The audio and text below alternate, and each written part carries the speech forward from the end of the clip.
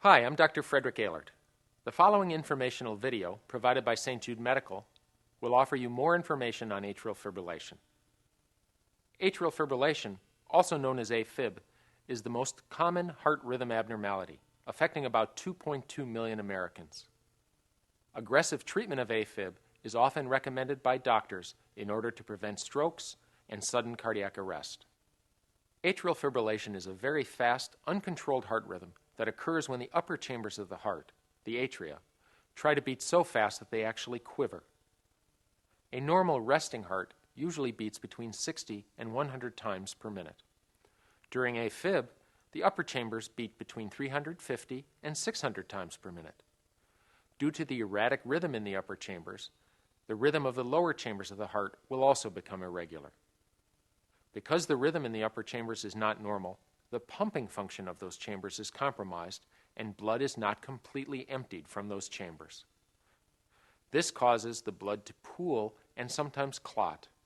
If a clot in the atria leaves the heart and becomes lodged in an artery of the brain, it can result in a stroke. Symptoms of AFib include irregular heartbeat, shortness of breath, chest discomfort, weakness, dizziness, and decreased ability to exercise. Heart attack survivors and those with other heart disease are less able to tolerate AFib. There are a number of treatment options for AFib. The first line of therapy usually involves medication. However, there are other treatments which may be appropriate for qualifying individuals. These include electrical cardioversion, implantable devices, and ablation. There are two types of electrical cardioversion, external and internal. During external cardioversion, two paddles are placed on the patient's chest that deliver a high-energy shock to the heart, jolting the heart out of AFib and back into a normal rhythm. In a similar fashion, internal cardioversion uses a small wire called a catheter inserted through a vein to deliver a shock to the heart, stopping AFib. An implantable device, such as a pacemaker or an ICD, can be used to pace the heart in certain patterns and stabilize the heart's rhythm to prevent the occurrence of AFib.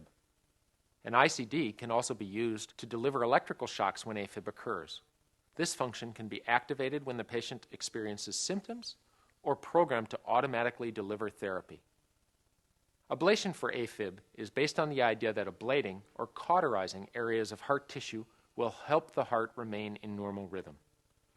This procedure is typically done with catheters inserted through a vein and positioned in the heart. It can also be done surgically. During an ablation, an electrophysiologist or a cardiac surgeon pinpoints areas in the heart critical for AFib to occur and ablates or destroys these small areas. As a result, this tissue is no longer capable of conducting or sustaining the AFib.